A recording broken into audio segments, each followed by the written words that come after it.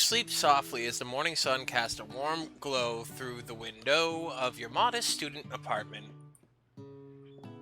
The world is peaceful and serene. You could stay in the moment forever, or you could wake up now, now, now. Your first day of culinary school is no time to sleep in. I mean, we know this is a game over, so we're gonna smack that clock up and at him. Lying in bed, you stare at the ceiling, thinking about everything that awaits you at the prestigious University of Cooking School Academy for Learning. Your mind begins to wander.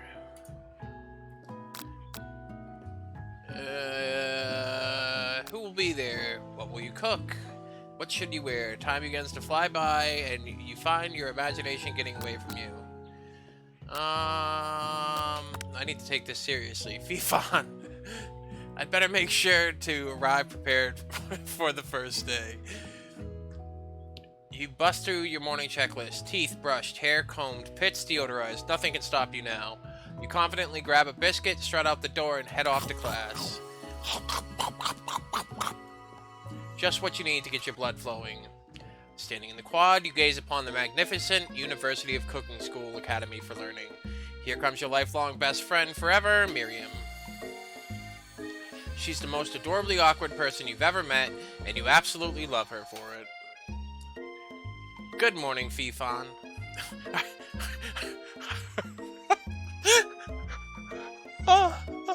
Are you excited for the first day of the rest of our lives? Actually, because I sure am. Excited. A little nervous. Okay, a lot nervous. It's just that this morning I made breakfast for myself. But, well, when I ate it, I couldn't taste any love in the food. What if I'm no good? What if I fail? Classic Miriam. Raised by master chef parents, she's always held herself to a very high standard. Ever since we were little babies playing together and you rescued me from that quicksand box, it's been clear to me that you're the most loving, caring person I know. You're gonna do great. But with the University of Cooking School Academy for Learning's famous 3-day-only semesters, I'm afraid of being left behind and never catching up. A sweet girl, Miriam, has always had a flair for the dramatic. This summer, she's got so nervous about her first kiss that she chipped a tooth practicing on a mannequin. Should you pep talk her or change the subject to give her some relief? I could talk about the gossip. We're gonna pep talk our best friend. Remember last month when we saw that fortune teller and had our tarot cards read? The lady with the mask who gave me nightmares? I've been trying to forget. I know, she looked spooky, but she was so sweet. And she told you that you were destined for great things. Remember that card with the fancy-looking tower? And that other card featuring the handsome fellow in the red suit? I've been waiting for so long to meet a handsome fellow. I could call my own, and I'm sure you will soon. In no time we'll be graduating, and you'll be delighting the world with your heartfelt cooking in no time at all. As you talk Miriam up, you can feel her nerves begin to ease. You know what? Maybe everything will be okay after all. And if not, at least I have these killer bangs. Can you believe I cut them myself? You can definitely believe it. I cannot believe it. Before you get another word out, you're rudely interrupted when somebody smacks your books and custom-engraved measuring spoons out of your hands and onto the ground. Hey! It's Ashley, your arch-rival. She's totally evil, but you can't help but be filled with jealousy. She can get anything she wants, and she knows it. Hello, Ashley. Oh, I didn't see you there, chicken shins. You leave Fifan's shins alone. They are perfectly normal shins. Ugh, you can't stand Ashley. Even her name is annoying. You know for a fact that it's actually Ashley, but she had to add extra letters in to make herself feel better than everyone. If anyone around here knows what perfect shins look like, it's us. We're not gonna let you or your really weird insults get to us. Across the quad, you see Ashley's best friend. Van the Man has stopped to look at his own reflection in the mirror. His pants are so tight you can see him casually working out his glutes while he styles his hair. No lie, They're rockin' glutes. Van. You rang. You've never been sure what their arrangement is, but as long as you've known them, Ashley and Van have been just as close as you and Miriam, but substantially more devious. I can't believe that University of Cooking School Academy for Learning would ever allow people like you to attend as students. I know, right? You think they'd just hand us our diplomas now? Or maybe hire us on as professors. You amateurs could learn a lot from us. With the first day of school about to start, there's just not time to properly tell these two off, so you resist the urge. Let's go, Miriam. Psh, see you later, losers. As you approach the door, you see a goofy-looking kid pushing hard against the window directly next to it. What the how did I forget about that? What the fuck was that? Oopsie. I think it's broken. You reach forward and easily pull the door open. That should do the trick. I love you. I think you mean thank you? My name is Pop. I was named after my Pop. He's old.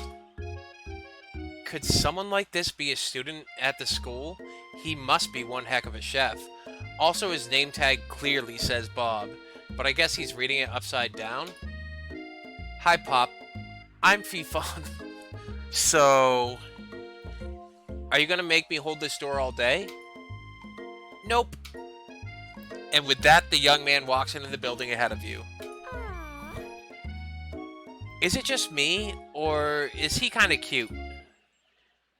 I think it's just you.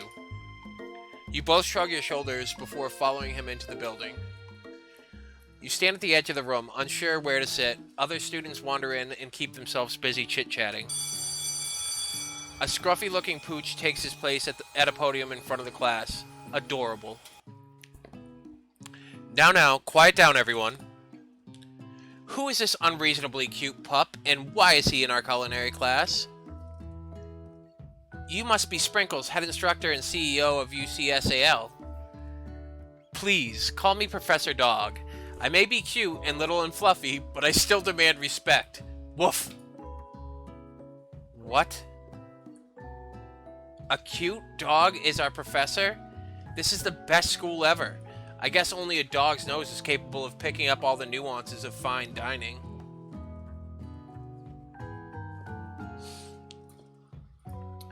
Out of nowhere, wind begins to rush around you as a swirl of cherry blossom petals fill the air inside the classroom. Sorry, I gotta grab a drink, guys. My water. I am out of tea already. Why isn't it Thumper? I don't know. I'm chilly. Someone close the window. And then he walks in. You're immediately swept up in the aura of this new student and his remarkable goatee. Who knew anyone could be so handsome? Time stands still. It's him. If it isn't my favorite student, Harland.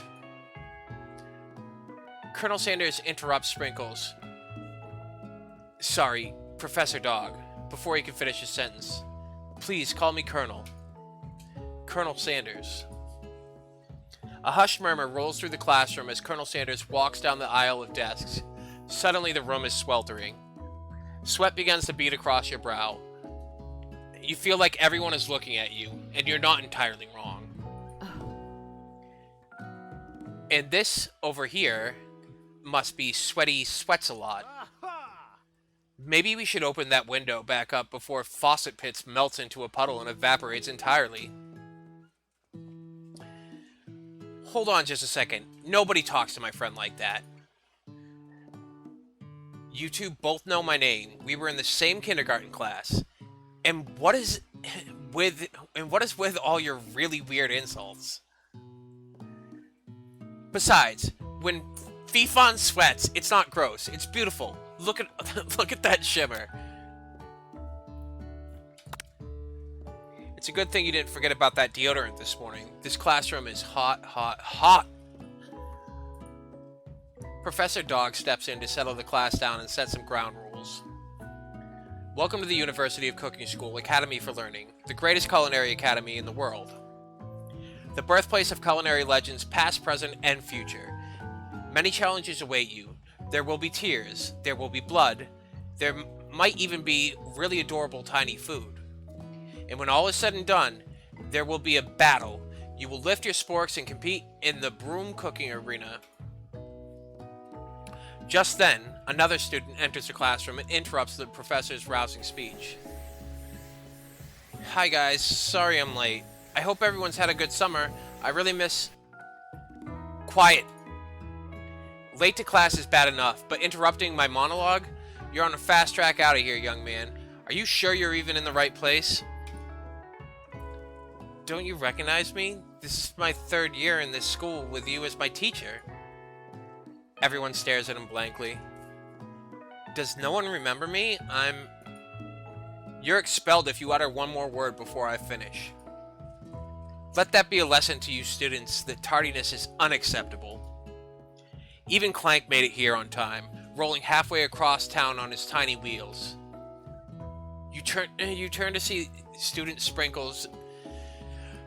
The student Sprinkles is referencing, who appears to be some sort of industrial kitchen appliance.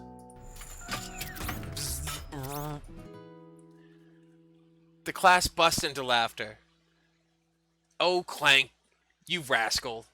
Sprinkles walks in the classroom as everyone stands in silent obedience. When he gets to you, he lifts his nose into the air and takes a deep sniff. Your diet is lacking. Based on what I'm picking up here, you definitely need a multivitamin. You should be taking better care of yourself. You've never had a talking dog as a teacher before, but Sprinkles' reputation for being smart but tough is well known. You decide to try to butter him up by giving him a treat from your pocket, but what kind?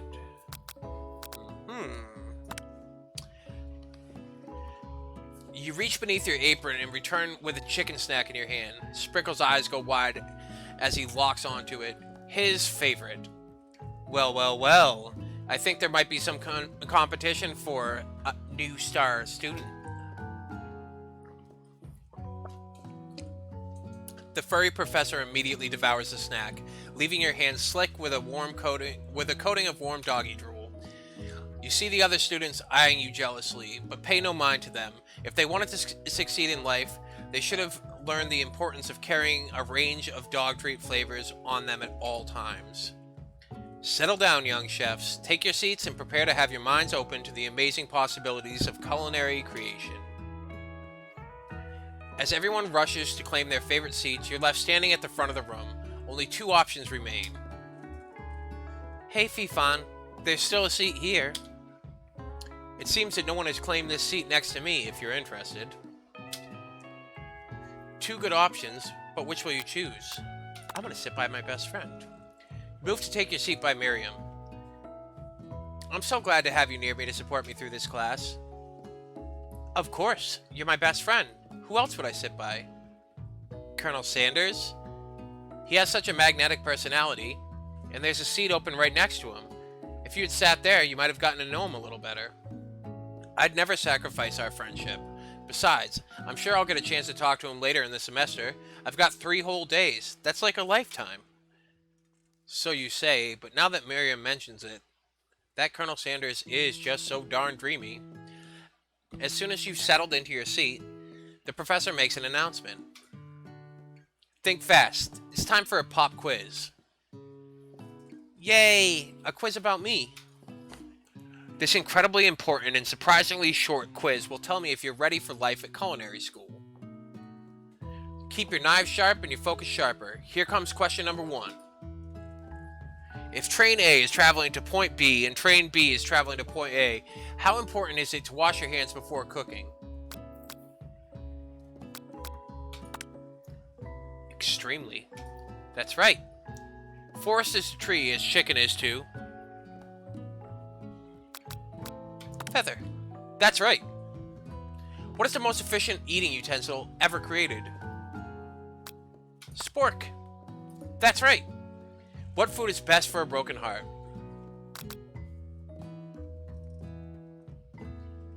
Anything as long as it's prepared with love and not too much salt. That's right.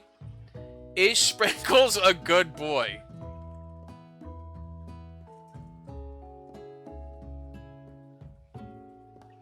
He's a talking dog that teaches at culinary school.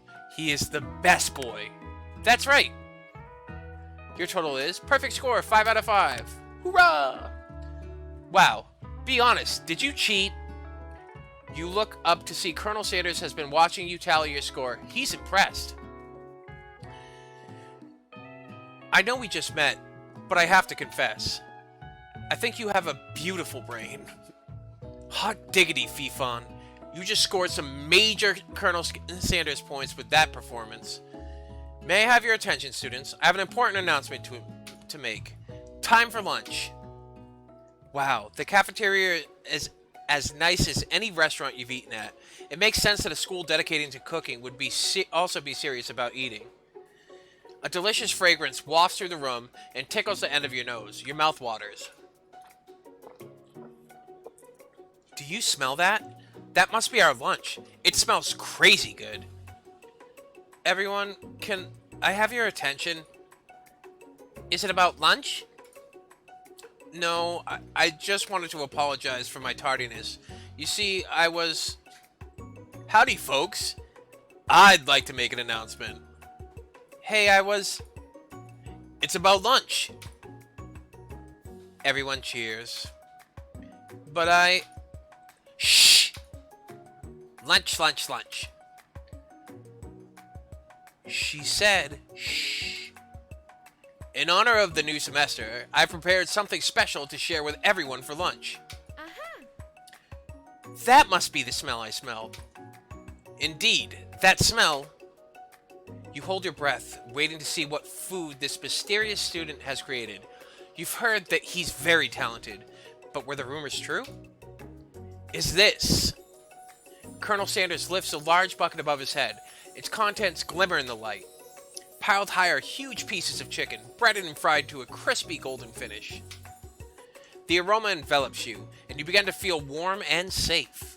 Colonel Sanders has filled a bucket with chicken? What a novel concept.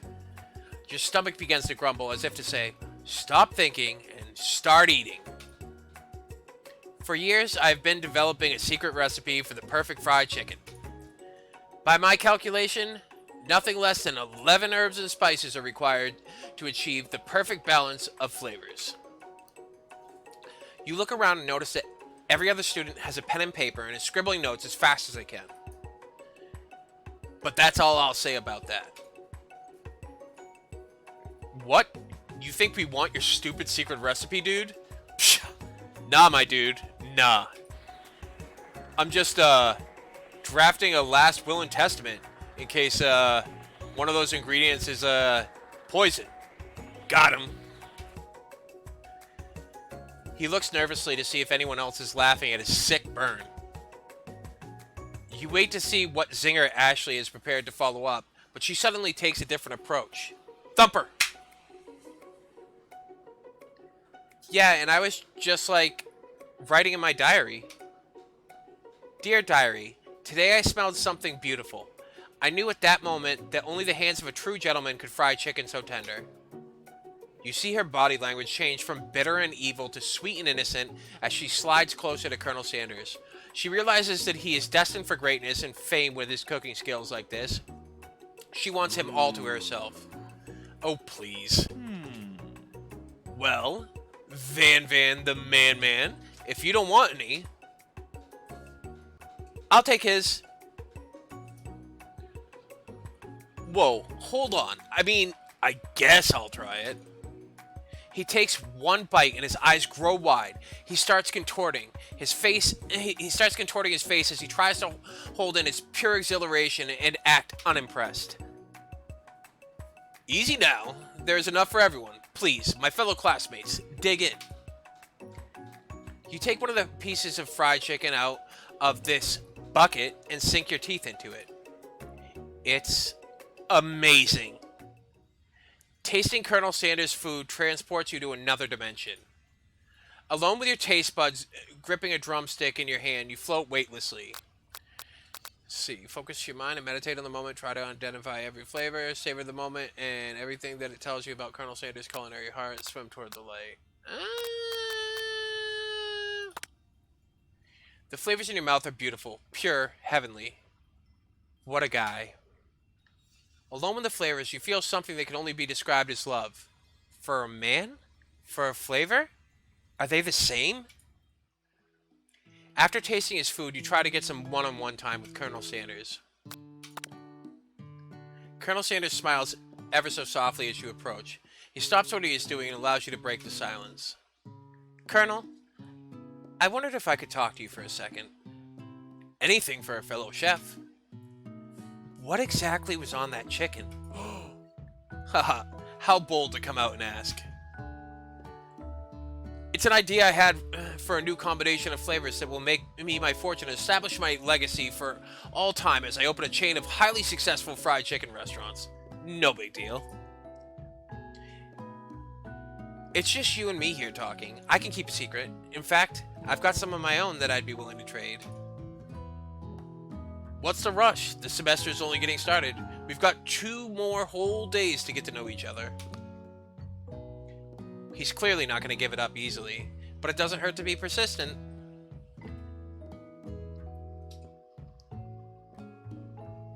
Yeah, this is literally how KFC started. You know what they say about secrets, Colonel? Shouldn't learning be fun? Aww. You've got moxie. I'll give you that. Colonel Sanders looks both ways to make sure you're truly alone, and then leans in. You can feel his warm breath as he whispers. Just one ingredient, but you can't tell. It's something my great-grandmother taught me. Wow, you'd never have guessed that. In fact, you're not even sure where you'd get some if you searched. While you're wrapped up in that huge revelation, you notice that Colonel Sanders has disappeared. While everyone else is still in the cafeteria, you decide to look for him. You find Colonel Sanders outside, standing in the quad. Oh, it's you again. Howdy. Sometimes I like to come outside and look at the school buildings. I think about how my story will continue on after I've graduated.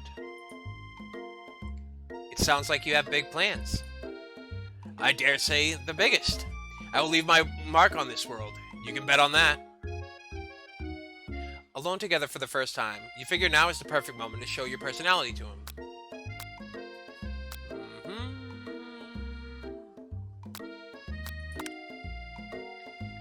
Well, I just wanted to tell you that I really enjoyed your food. Now you've got his attention. Oh boy, we've got his attention now.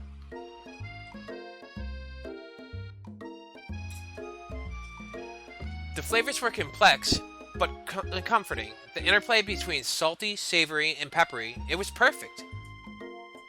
I appreciate the compliment, Fifon. I'm sure you'll be a big success. I know we've only met today, but I'm starting to get the same feeling about you. We should head back inside. The next lesson starts soon. You step into the massive cooking arena, where the afternoon lesson will take place. Each student gets an oven and all the tools and ingredients they could need. Look at this place. It's magnificent. Finally, we get to show our stuff. Wait a second. Oh no, we have to show our stuff. What if I totally blow it?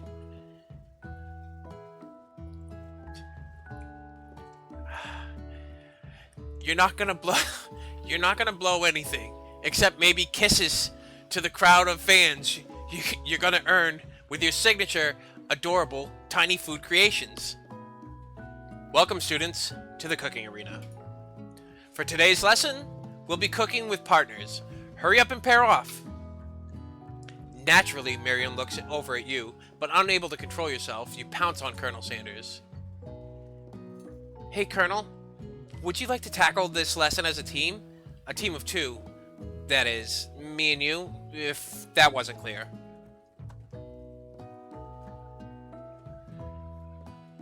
Want to be my partner? Yeah, the Colonel might show his stuff, that's true. Aww. Sure, Fifon. Sure, Fifon. I'll prepare our station. Without you as a partner, Miriam is left standing all alone. Two different students quickly take notice. Hello, new partner.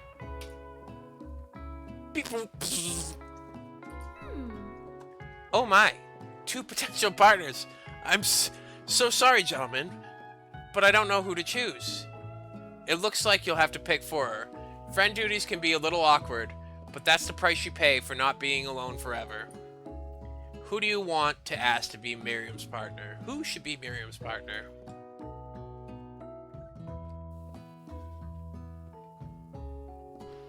I'm gonna give it up to Pop. Sorry, Clank, but I think Miriam will be partnering with Pop today.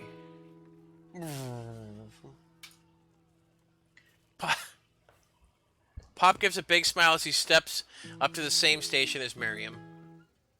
I'm a chef! He holds up a banana and without peeling it, he proudly eats the entire thing. Yeah, I know, my bad. It's disconcerting, but Miriam is too kind to act grossed out. I love your enthusiasm, Pop. She looks at you like, really? This kid?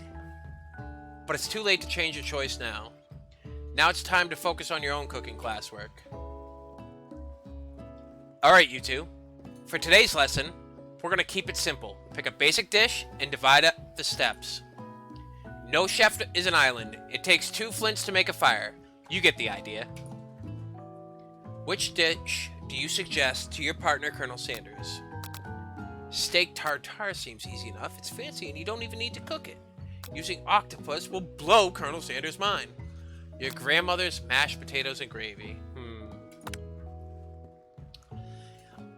I've always been something of a down-home chef. I was thinking we could make something warm, inviting, comforting. Maybe mashed potatoes?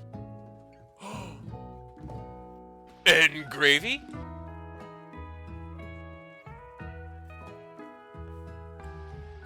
I couldn't imagine one without the other. Colonel Sanders casts a coy look at you, causing your whole face to go beet red. Embarrassed, you quickly turn away. I'll go get the potatoes. No, please, let me. Picking perfect produce is a passion of mine. Looks like things are getting pretty fresh around here. Does someone have a crush on Colonel Sanders? We're just cooking partners. Mind your business. Sanders' heart is my business, and you better keep your fingers off my man. Did someone call for me? No, jeez. Van, while I'm over here crushing Fifon's dreams, you're supposed to be taking care of our classwork. That was the deal, remember? Colonel Sanders returns, arms full of peeled potatoes. He tosses them into boiling water and turns his attention to you and your old friends. Oh, howdy there, Ashley. Van. Are we working in a quartet instead of a duet now? Actually, no. It looked like Fifon was struggling, so we offered to give them a hand. You know how it is. These young amateur chefs need a lot of mentoring. I was gonna say, Colonel Sanders, maybe I could also teach you a thing or two about fancy food. Maybe one day you might be able to get up to my level. Doubt it. Don't be rude, Van. Personally, I have no doubts whatsoever about Colonel Sanders' ability to concoct creations worthy of admiration. After all, your fried chicken was quite spectacular. But Colonel, if you ask me, I might make a better partner for you than this thing that has positioned itself at your station. Don't you feel, deep down, that we cast complementary shadows? We fit together, like a thigh and a drumstick. It just makes sense. Nothing about this makes any sense, but one thing is clear. She's coming for Colonel if you don't watch out. Ashley is really going at you hard. You need to ask for some backup here before things get ugly.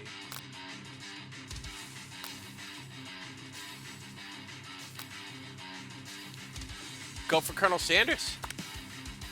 I'm here to learn and express myself via my cuisine, not bicker with prima donnas. Partners were chosen at the beginning of class, so let's all respect the format, okay?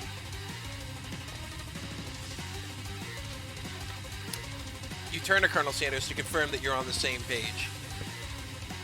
I chose Colonel Sanders, and Colonel Sanders chose me. Isn't that right? A businessman respects all fair agreements, from contracts to handshakes. I took on Fifon as my partner for this activity, and I stand by it. Based on your team's behavior, I'd say you're perfect for each other. Neither of you has Fifon's natural talent or their loyalty. Being defended by Colonel Sanders leaves you feeling proud and full of potential. You look for Sprinkles in hopes that he might step in, but he's nowhere to be found. Darn those cute corgis and their short but sturdy stature. You look down at your station and realize that, in the tension of the moment, your hands have been cooking on autopilot. Distracted by the drama, you've already crushed the boiled potatoes into a perfectly creamy mashed texture, with plenty of butter and cream for flavor. It's as if your natural passion guided you through the steps, so well while your attention was elsewhere. I know just what to do. Colonel Sanders extends his hand. He's holding a beautiful white porcelain gravy boat, out of which pours a smooth brown gravy, smothering your neat, nearly finished potato dish. Gravy flows down the mound of mashed potatoes. The results look spectacular. Granny would be very proud. Colonel Sanders holds a spork out to you. You reach out and grab hold of it, but he doesn't immediately let go. The two of you stand holding the same spork, and for that small moment, all of the madness and pressure in this crazy world stops. Your eyes lock. The moment is electric. Time stands still. If you love something, set it free. Fuck, no, I missed something. Oh, can I go back? Oh no. And then, filled with rage, and without thinking, you fling the spork full of mashed potatoes right at Ashley's stupid beautiful face. Van, do something! Do something!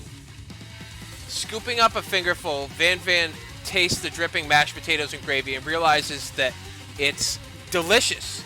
Horrified by this revelation, he slinks away.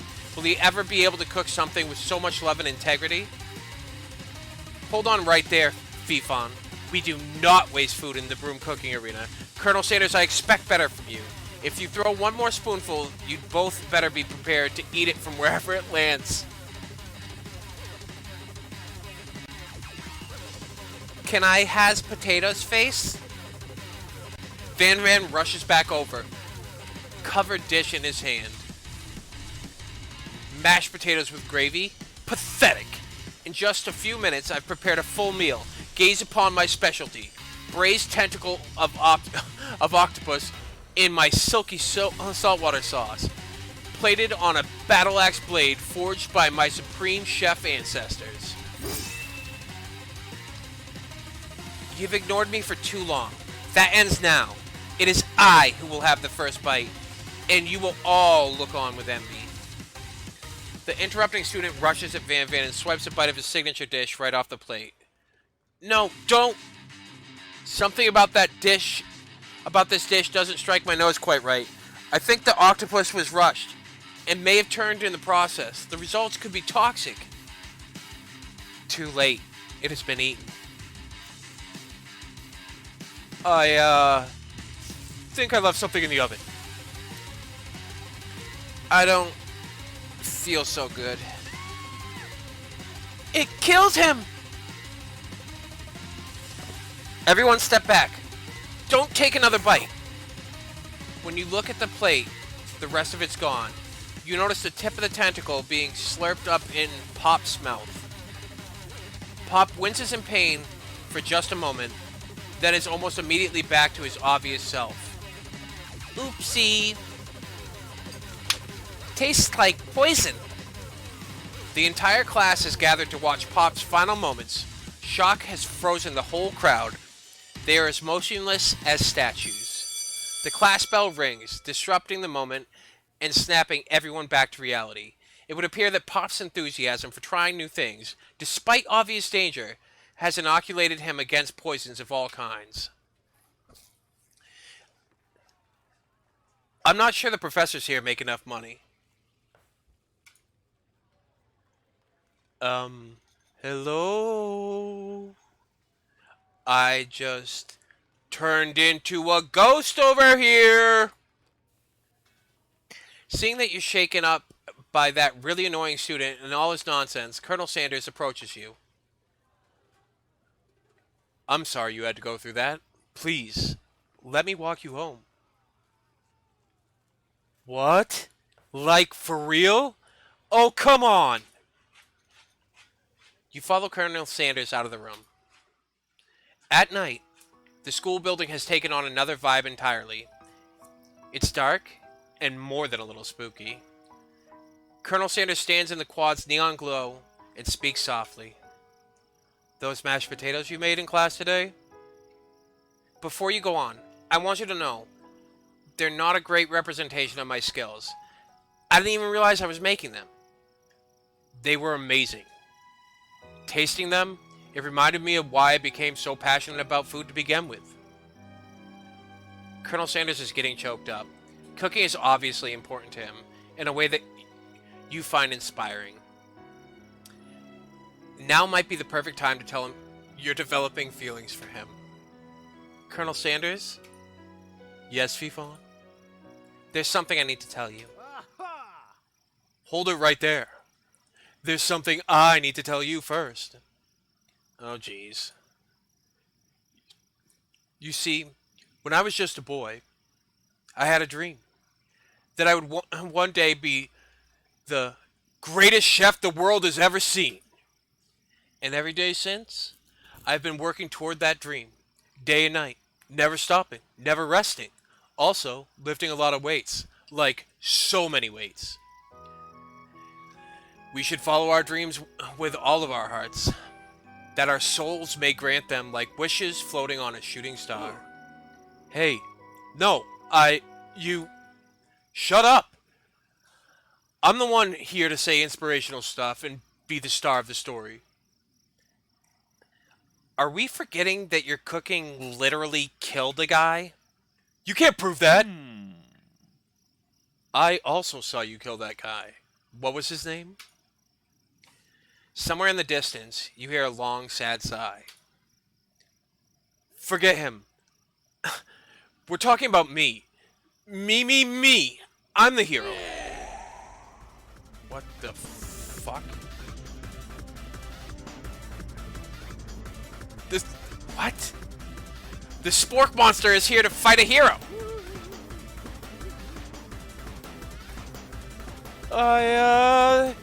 I think I left the fridge door open. Later, nerds.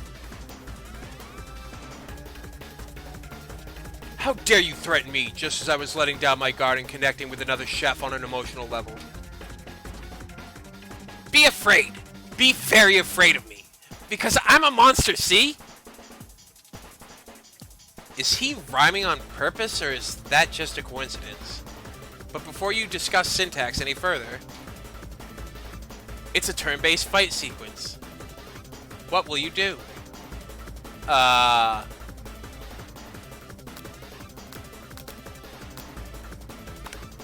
You decide to defend. Defense with trepidation. Close your eyes tight, but then open one just enough to squint and see the spork monster across the battlefield. For some reason, this makes you feel more prepared for what comes next. Spork monster goes on the attack. They spit hot gravy at you.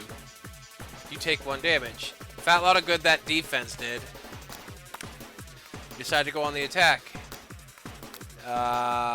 Cook with love. Does 1 damage. Spork monster won't forget this. Spork monster focuses their mash mine and draws an energy from Mother Earth itself. They grow larger and more intimidating. How will you respond? I will defend. Decide to defend. Which defense will you use? Buff up. Draw energy into your arms, thinking back on all the stirring you did in the kitchen as a child. Your muscles go super swole, and you're ready to take on anything. Spork monster is no quitter. Buffed up and ready to rumble. They go on the attack once again. Spork monster uses Utilitensile. You take 2 damage from the attack.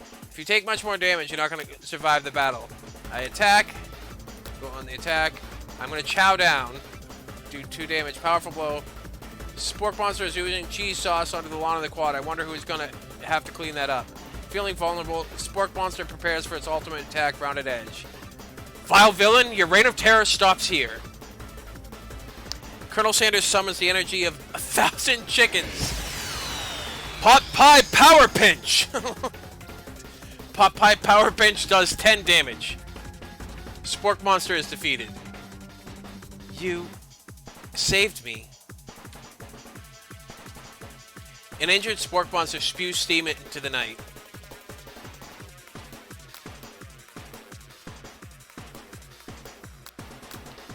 I'm gonna spare it. You managed to tamp down your disgust at the sight of this gnarly beast long enough to realize that he is still a living creature with a pure soul who deserves your pity, not your wrath. Be gone, beast. And don't you dare come back for a follow-up encounter tomorrow. I won't forget this. And I certainly won't be back like you said. Spork Monster scuttles off into the night. The defeated monster left behind a special item. It appears to be a cookbook, but upon closer inspection, it's so much more. It's a book of magic spells with a golden chicken on the cover. You open the cover to find a library card tucked inside. The last name to have signed it out is Borko. Borko. That name sounds strangely familiar. Your blood is pumping as you stand in the quiet of the night, holding the mysterious book in your hands. As you come down from your battle buzz, you realize that your final attack has left you completely depleted. The world around you begins to fade away. Without any energy to keep your eyes open, darkness overtakes you. The image of Colonel Sanders flashes before your eyes as you fall asleep. He must have helped you get home. In your tired state, you don't know if you could have made it without him. What a guy. How did he know where to bring me? You want to thank him, but you don't have the strength to utter a single word. You feel your covers being pulled up over you as you're tucked in tightly. Good night, my Colonel. In your dream, you're together with Colonel Sanders. For some reason, Sprinkles is also there, instructing your love. Dreams are weird.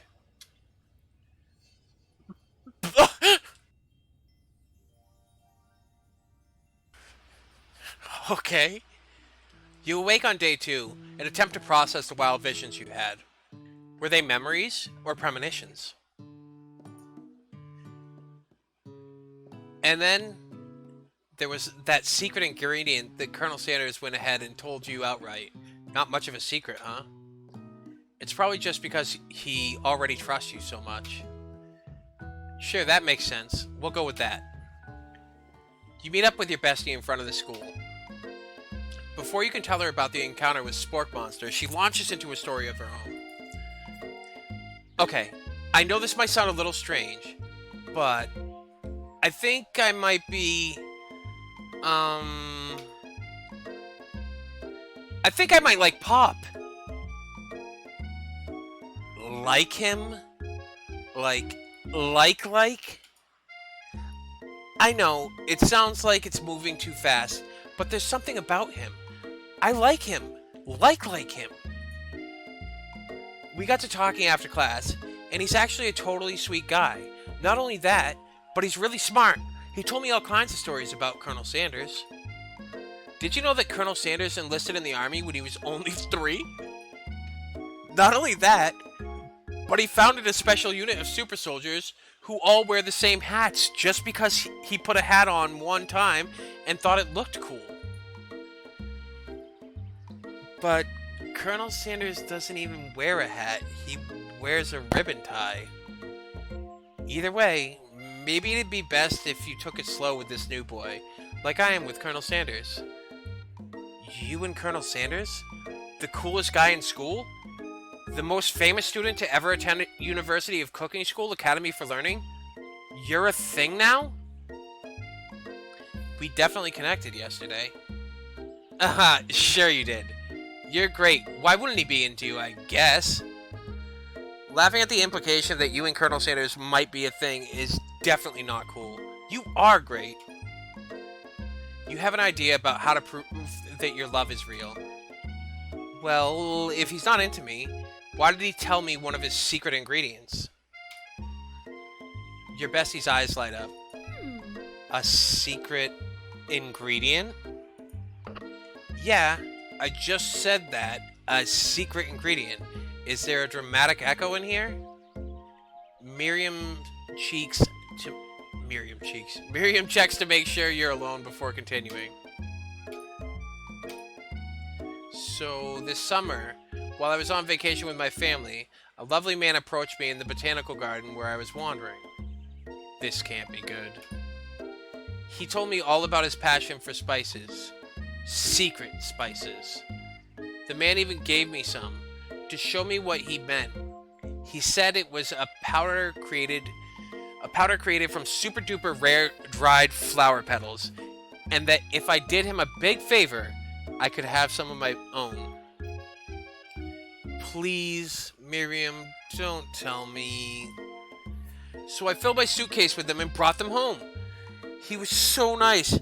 He even met me at the gate when I arrived. Later, when I cooked with them, a very strange feeling came over me, and the flavor was unlike anything I'd ever tasted. I think you're being very liberal with the meaning of spices here. Whatever. Anyhow, we both share an interest in cooking, so we've stayed in touch. You know, like pen pals. I bet he would love to know more about new spices. Well, I'm definitely not supposed to share Colonel Sanders' secret recipe, and besides, I only know the one ingredient, so I doubt it'd be much use to anyone. Please, please, please!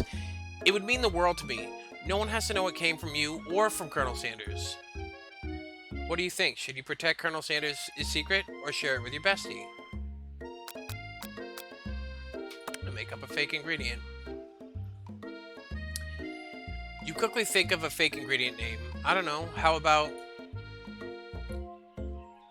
It was... I have new. I know, sounds like some kind of witch's potion, but what can you do? I have new. Wow! Her eyes light up imagining such a thing, and you figure that you've satisfied her curiosity and she'll move on. However, she immediately turns around and does some thumb typing on her phone that you can't quite see. That's probably not good. Before you can ask her to confirm that she was definitely not texting secrets to other people, you're interrupted. A wind rushes in. Cherry blossom petals fill the air. It's Colonel Sanders. He's arriving at school. Huh.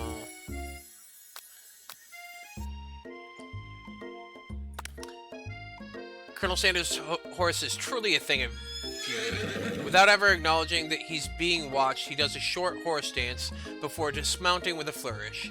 He then slaps the beautiful creature gently on its rear, sending it running free into the countryside. You are so struck by the sight of him that you lose the ability to speak coherently. Oh, I didn't realize anyone was watching. Don't worry, he knows his way home. You attempt to compliment Colonel Sanders, but the words don't come out exactly right. What a horseful butte you have. I mean, what a horseful butte you have. Dang it, that's what I just said.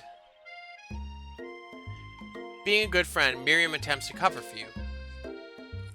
Oh, Fee-Fun just gets really nervous around people they like. What? This is not helping. I mean, they got food poisoning and were up all night. It was gruesome. You should have seen it. She gives you a wink and a smile as if to say, situation handled. Can't blame a girl for trying. And with that, Colonel Sanders disappears into the school, leaving you and Miriam to follow. When you enter the classroom, you can see your two rivals, Ashley and Van Van, are doing something bad. By the way they're hiding, you know it must be really bad. Like counterfeiting recipes bad. Experimenting with restricted ingredients bad. Summoning a demon bad?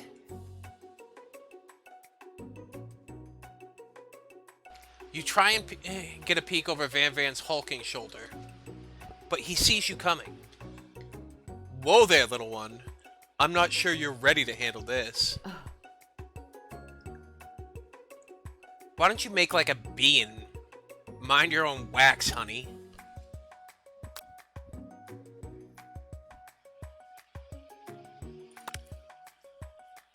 You sit near the rivals, but leave your back turned to them. You even hear Van Van mutter something that sounds a bit like a magic spell. However, he notices you eavesdropping. You try and cover your tracks and improvise an excuse. It's time for class, and you're distracting the rest of us who want to learn. Now you've upset them. Oh? And you're the Emperor of Cooking, are you? You make the rules? No, I'm not there, bro. I'm not sure you'd know a good meal if it ate you. Being the best chef in the world takes more than just culinary skills. It takes creativity. It takes panache. And it doesn't hurt to use a little evil. You finally get a look at what it was they're hiding, and you instantly recognize it. It's a book, just like the one you found after your encounter with the spork monster. That's the same book that I found last night at the quad. Ashley immediately elbows Van Van, who hides the book behind his back. I don't know what you're talking about. That book is a family heirloom, and its contents are secret. You notice that they haven't just been studying the book. They've got Pop pinned to the wall, and they're tossing potato skins at him as he tries to catch them in his mouth. We're playing. Before you can dig any further, you're interrupted by the arrival of more students. It's almost time for class. Clank must be running late. He's in such a hurry that he rolls right over Van's meaty foot. Hey, watch it, you bucket of bolts. You watch how you're talking to him. He didn't do anything.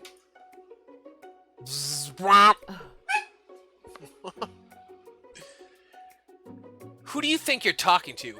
I've never heard such language, not even from a stand mixer. No, your mother was a stand mixer. Van Van jumps to attack Clank, but Clank shocks Van Van, sending him flying across the room. Protect me, Colonel Sanders. These crazed men are about to come to blows. I think it must be over me, but I'm not interested in either of them. Ashley's tone is completely changed in an instant. She bats her eyelashes at Colonel Sanders. Surely he must know that this is a ruse, right? Gentlemen, get a hold of yourselves. Save it for the arena at least. Or don't. Honestly, what do I care? I've got lofty career aspirations to focus on.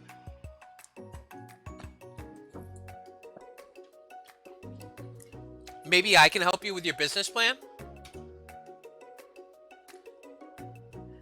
Just then, Sprinkles arrives to signal the true start of class day. He's panting, which doesn't seem that abnormal. He's a professor, but he's also a dog. Students, please take your seats. I apologize for my late arrival. I spent the morning chasing a car all around town, and my tiny legs are very, very tired. But I'm here now, and I hope you're ready to learn. Rub his furry dog belly. He loves it. After he catches his breath, Sprinkles regains control of the classroom. Without further ado, we'll review the global history of my favorite fowl, the chicken. You want to pay attention to the lesson. Truly, you do. Which is why in 1776, at the signing of the Declaration of Independence, it was a chicken who first signed their name. But you can't help but daydream about Colonel Sanders, and you miss most of the important parts. When you come to, Sprinkles is holding a tray of food in front of you. Well, Fifon? Naturally, this appears to you to be a sample platter. Which item do you want to sample?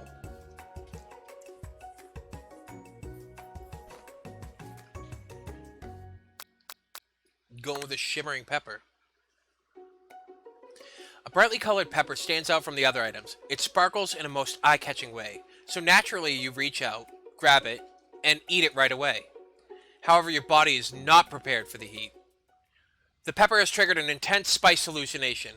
It feels like forever as you trip through the universe. My friend. Ooh. This guy again. I'm here to give you an important message.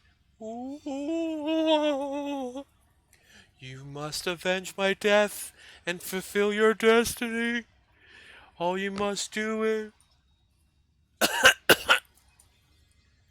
I was saying to fulfill your destiny, all you must do is... Sorry, I think I've still got some spice stuck in my throat. It's fine, I'll work through. To fulfill the prophecy, you must... You feel yourself begin to regain consciousness. Oh man. You come to and find everyone is staring at you. That pepper was the last of its kind on Earth, and now it's gone forever. You think to yourself, geez, I should pay better attention. We all make mistakes. I'm sure he'll forgive you. Someday. Come on, it's time for lunch. Before anyone can relax, the cafeteria lights dim. And your rivals enter to make a dramatic announcement. Today's lunch will be prepared via timed competitive cook-off. The level of theatrics with these two is off the charts. Step up and tell them you're on. A bit of lunchtime competition, eh? Count me in. I have to wipe the tables with you fools before I set my lunch down on it, then so be it. I'm not the fool. You're the fool. Fool. Good one, Van Van. I like your gumption, Fifon. I'll be watching your performance. Just as things reach a boiling point, Sprinkle steps in. Surely he'll put a stop to this madness. Now, students. Please settle down. This is a lunchroom, not a sportsing court. Finally, a little sense. You breathe a sigh of relief. At least, not until we turn on the timer. Holy sh...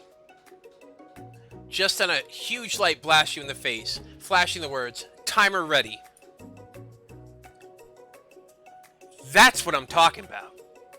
Arroo! I stand corrected. The hard way builds solidly a foundation of confidence that cannot be swept away. And that's an original quote by me, in case anyone was wondering. I hope its message lifts you to victory.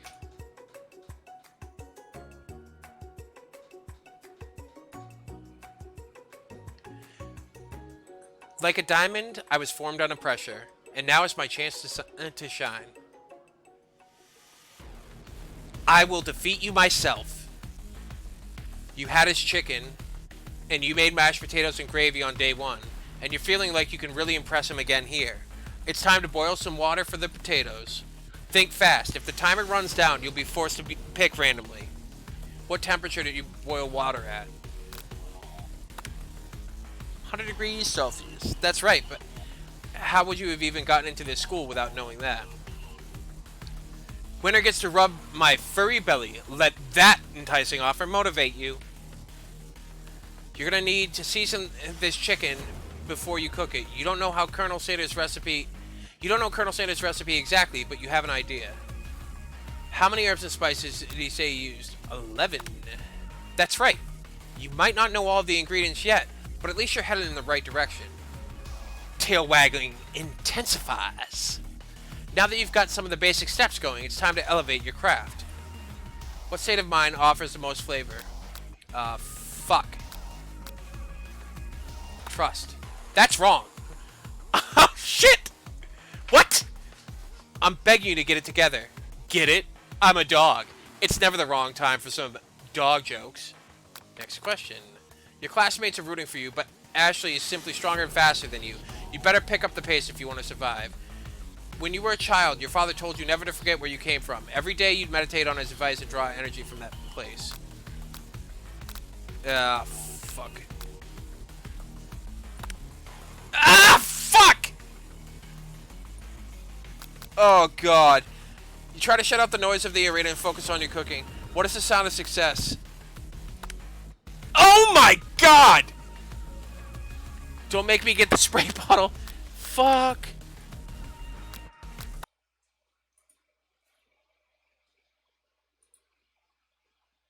Oh my word, we got a game over. Alright. They're on. Speedrun time.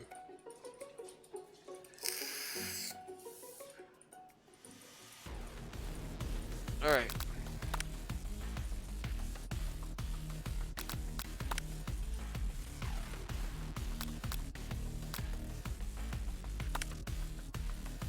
Gratitude, okay?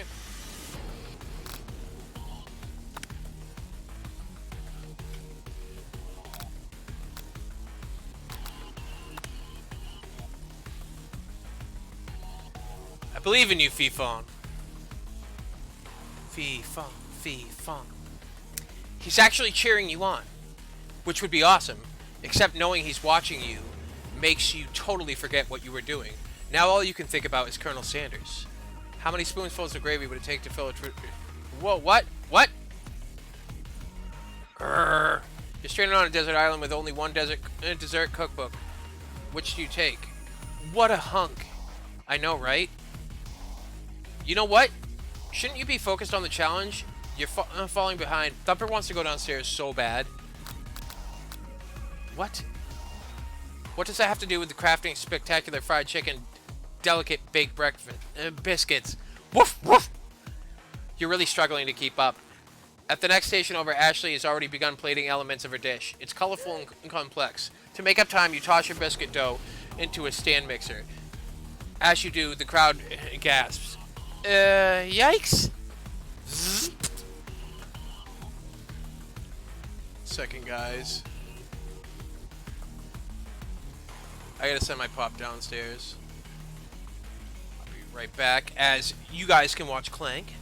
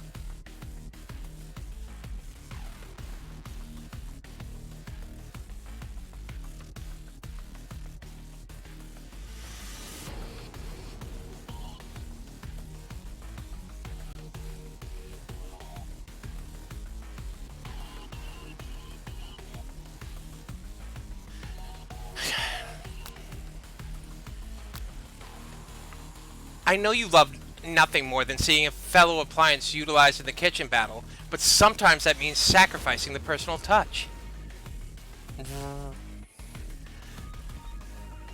You might not have any hands, but Fifon does. And a good chef needs to be touching the dough to know when it's properly mixed. There's an easy way and a hard way. You don't get far by going the easy way. When you hear everyone talking, you realize how serious your error was. You immediately shove your hand into the mixer to rescue your dough before it's overmixed. Fifon, no!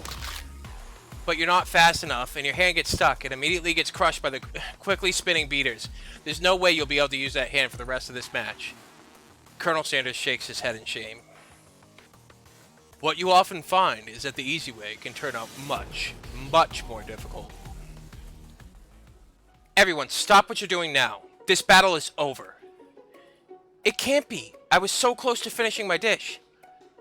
Sweetheart, look at your hand. You simply can't go on. Aw, that's too bad. And here I am with a completed dish, ready to serve. Surely that makes me the winner by default. No, no. It would be fair to compare the two on account. It would not be fair to compare the two on account of Fifon's injury. You see Sprinkles begin to lick his doggy chops as he locks onto the dish. But I suppose you should at least tell us what you prepared. Well, because I'm the sweetest, I skipped straight to the dessert. Under this white chocolate dome, you'll find a wide array of delights, taking you on a journey of flavor that tastes good and tells a story of excellence. I was going to ask Fifon to do the honor, but since you're injured, I'm afraid that pouring this creamer of delicate hot chocolate sauce might be too difficult. Colonel Sanders, if you wouldn't mind lending me your strong, steady hand. Colonel Sanders pours the hot chocolate sauce on top of the dome, causing it to melt away, revealing the ingredients hidden within. Inside, you'll find a delicate fried cheese croquette, atop a slice of honeycomb, ice cream 2 ways, tender nougat, and pearls of blueberry gelée. Colonel Sanders seems intrigued, but perhaps not impressed, as he dips his finger into the chocolate sauce. Simplicity isn't your strong suit, is it, Ashley? Oh, you. As he places a sauce-covered finger into his lips, Ashley leans over and whispers something into his ear. A dab of sauce sticks to his mustache.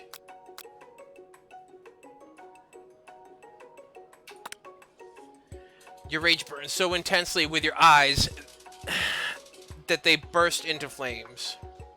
The flames cause your eyebrows to catch fire and turn to ash, and they fall off your face, which means people will have a hard time understanding your emotions for the rest of the semester, perhaps forever. Embarrassed and ashamed by your poor performance, not to mention your crispy fried brow, you run for the quad to be alone. The beautiful weather feels like an insult. Inside of you a storm rages. It's Colonel Sanders. He's probably here to tell you that he and Ashley are in love and have decided to get married.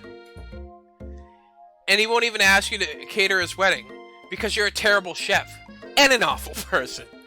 You try to hide from him, but he approaches you directly. I know you're hurting now. Not just from the devastating loss, but from that run-in with the mixer and that small fire. We should get that checked out. I'm fine. Can't you just leave me alone?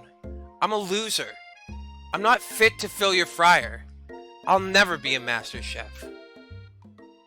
Failure is a part of life. Not just for you, but for all of us. Do you think I've never failed at anything before? That's exactly what I think. Well, then think again. I wasn't always the man you see before you. Enrolled in culinary school, incredibly handsome, successful, motivated. Well, handsome, sure. I was born that way. But I've walked other paths, and I've arrived at dead ends. I was passionate about life. But I've failed as an obstetrician. I was passionate about justice, but I failed as a lawyer. I was passionate about livestock, but I even failed as a mule handler. That one was especially humiliated. Mules could be so cruel. I lost my business partner to a gunfight. I didn't know. People see my delicate ribbon tie and my well-kept beard and assume that I've got it all together, which is true now, but it hasn't always been. Sounds like this guy could really use a hug. I resolved then that I was going to amount to something. No amount of hours, labor, or money would deter me from giving the best I had to give. As Colonel Sanders changes focus, you can see something ignite inside of him, a burning passion. One has to remember that every failure can be a stepping stone to something better. My new dream is pure. It's honest. It's something that a humble man in a crisp white suit can be proud of. I will create a new chain of chicken restaurants that will bring joy to the entire world and make up for my past misdeeds. Yay! Just as your moment grows intimate, you're interrupted by a threatening shadowy presence. Nah, come on. Battle scarred from the night before, you prepare for the worst. It's the Spork monster. Borko? It is I.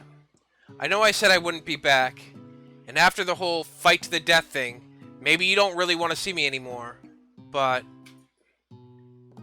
I just wanted to say I was wrong to attack you. And I apologize. I know what it's like to having to always look over your shoulder. Monster problems. Am I right? Thanks, Borko. I'm glad there's no hard feelings. Getting jumped by a giant creature in the dark of night can really rile a person up. I also wanted to apologize for the way I switched right into attack mode. I didn't. I defended first. I know that you're strong. And cooking school can put a person under a lot of stress. Actually, you should go to this school. I wasn't always a spork monster, you see? I don't believe it. You were human once? Well, no. I was a golden retriever. But I was still a student, until one day some mean kids with a magic spell book cast a dark enchantment on me, and I was forever transformed. A magic spell book. Precisely. I had procured a copy for myself, but somewhere along the way, I've lost it. If you find such a book, I beg of you, respect it. You're a powerful chef, and shouldn't rely on such dark and evil magic. No, you should be protecting the innocent from those who would cheat them through sorcery and guile. If you need me, don't fear, I'll be there. Sounds like there are some bad cooks in the kitchen of life. Fifon, together, I am sure we can defeat them. Come back to my hideaway, and we can discuss. A personal invite. You can't imagine what Colonel Sanders' home must be like, but it sounds like you're about to find out.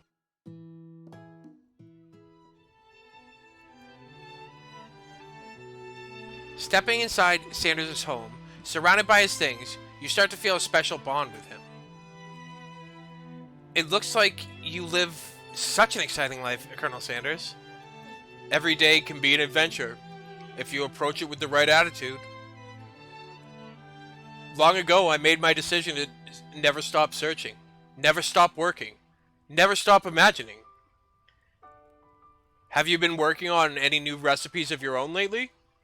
I'm always excited to talk about food with another ambitious chef. Well, there is something. It's just a side dish that I've been tinkering with, trying to find the right balance of flavors and textures. I'm not sure I've nailed it yet, but I'm close. Colonel Sanders' eyes perk up as he starts to wonder what dish you might be describing. It's meant to pair with something spicy, or something crispy. Both, perhaps? Now you've got him right where you want him. Should you reveal your new creation to him, or keep it a secret just for you? I'm gonna reveal it. You decide that you're as ready as you'll ever be to share your original cooking with Colonel Sanders. Before you can talk yourself out of it, you decide to dive in head first. You reach into your lunch bag for a special dish that you've been keeping on ice all day. I present to you my original coleslaw. The shredded cabbage dish glistens in the light of Colonel Sanders' Lux Hideaway. Magnificent! Together you chow down on the creamy slaw until just a spoonful remains in the bowl. Do you mind if I hold on to the last bite? I'd like to have it around so that I can admire its taste later and think back on this moment. You could offer to make him more, but he seems like a very sentimental kind of guy. Sure, why not? Please make yourself comfortable. I'll be back in just a moment. You realize that now would be the perfect time to do some snooping. Around the room are various items that you can look closer at. Each item seems to radiate memories and emotions. Tap on an item to discover more about the Colonel. This must be where he keeps the secret recipe. You think for a moment what number is important to Colonel Sanders. Then it dawns on you. As soon as you turn the dial to 111111, the safe opens. Inside it you find a single note. Can chicken be prepared sashimi style? An adorable little baby boy crawls across the floor. From the goatee and the mustache combo he sports, you figure this must be the Colonel Sanders himself. That, or maybe it's the drumstick that he seems to be waving like a rattle. Who frames baby pictures of just themselves? Probably the same type of person who would make their own face the logo of the company they founded. Am I right? Photo appears to be Colonel Sanders, except he's an old man visiting the pyramids of Egypt. Maybe this is where he discovered one of the secret herbs and spices. Tap on an item to discover more about the Colonel. Did he just open the door for me? What the fuck? One of the framed photos shows an old man who looks a bit like Colonel Sanders standing with a friend. They hold fried chicken drumsticks and appear to be cheersing them. I don't see that in that photo at all. You look closely and see that there's a short inscription. I wonder who my friend Pete is.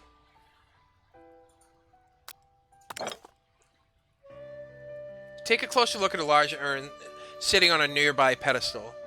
There's a plaque on it. It's dusty, but when you wipe it off you can read the inscription. It says, "Here lie the ashes of all my past careers and business failures." Poor guy. You gaze out the window across the vast lake and mountain range beyond. Just then, the ghost of Student pops up. Are you thinking about heading out into the world on a quest to avenge my death? Wait, what? I've never even learned your name. Why would I avenge you? I could just tell you my name right now. It's... Can't you see I'm in the middle of something? You open the window a crack and the ghost of Student is swept out with a breeze.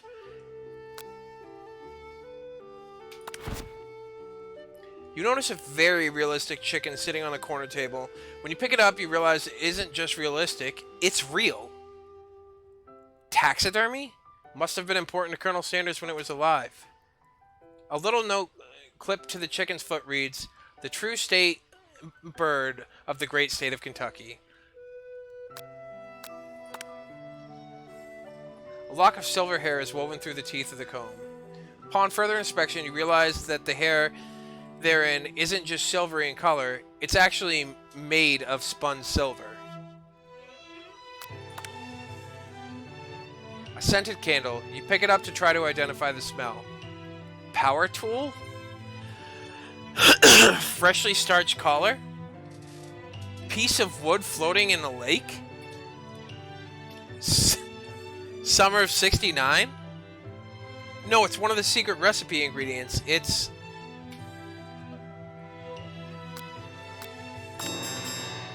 You open the door into Colonel Sanders' closet. Find a row of his signature white suits hanging within. You take one off its hanger and try it on. The jacket is a bit big for you, but it's soft and comfortable. You give yourself a deep hug, breathing in his scent. They say that home is where the heart is. Is this what they meant? Before you can look any further, you hear Colonel Sanders returning. He has a new dish that he has been working on, and he wants you to taste it. You try to act casual, until he asks you why you're wearing his jacket. Aww. I don't usually loan those out, but I must say, it does look good on you. Oh crap, the jacket. You forgot to take it off.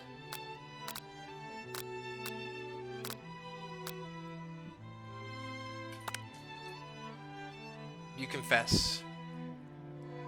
I think I've developed feelings for you. I might be developing feelings for you too, but I'm concerned. I can't let anything get in the way of my dreams. Overwhelmed, you take off the jacket and run for the door. But the thought of leaving the Colonel in the midst of such an emotional breakthrough gives you pause. You stop yourself. Colonel? Yes, Fifon? I honestly think this may be the beginning of something wonderful. I think you're right. We should take things slow. You talk late into the night and drift off into a slumber. Dream sequence. Yeah, boy!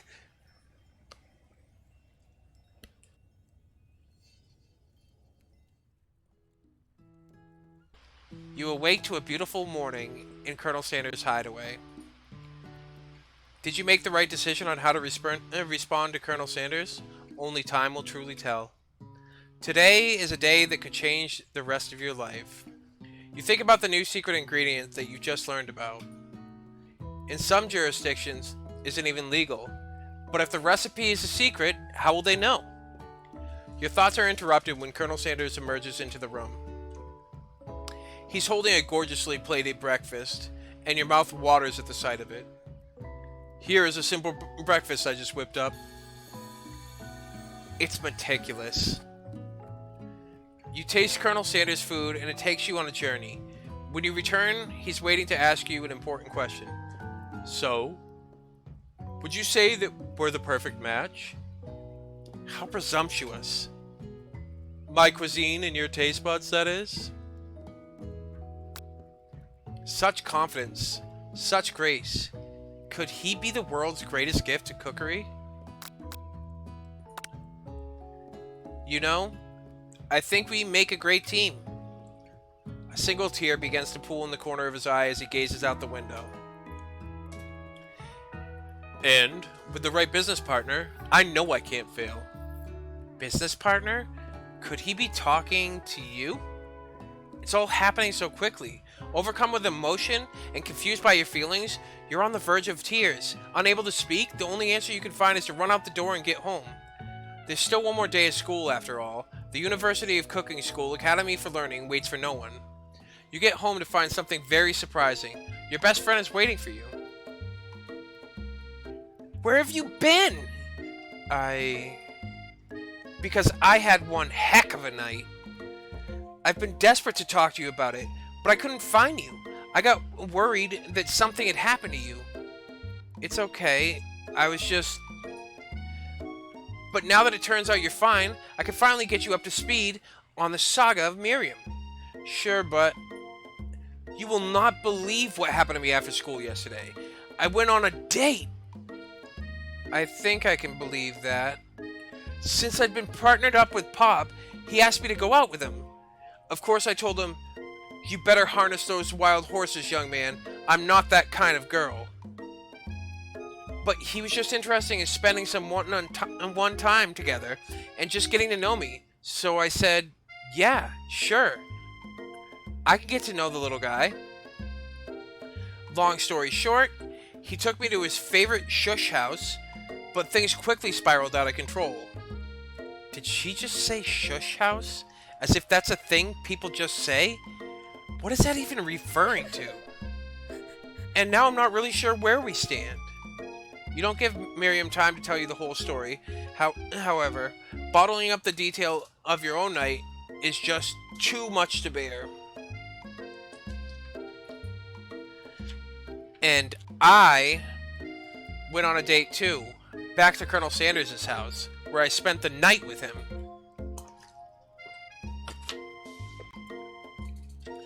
You what? Nothing happened, but the emotional connection. Wowzers. Together with your bestie, you feel like you can do anything. When you arrive at school, you encounter your rivals in the quad. You can tell from a distance that they're picking on Pop, though he himself might not quite grasp that fact. Because, you know, he's Pop. What's a swirly? It sounds delicious. Oh, it's great. I'll order you up one right away. I'll have my swirly with sprinkles, please. Sprinkles is a dog and a treat. You can get your swirly dip, too. Why don't you pick on someone your own size? Because I'm literally the biggest person at this school? There's that horse that Colonel Sanders rides to school, but who would dare pick on such a gentle, beautiful creature? You've got some nerve, Fifon, suggesting I pick on a defenseless horse. Now you're twisting my words, and I won't have it. You clench your fist, but the injury from yesterday's mixer accident makes you wince with pain. Doesn't look like you can go on cooking like that. Might as well give up. I'll never give up. Ever. Colonel Sanders arrives just as it appears things are close to boiling over. A naturally intuitive person, he senses that something has been going on.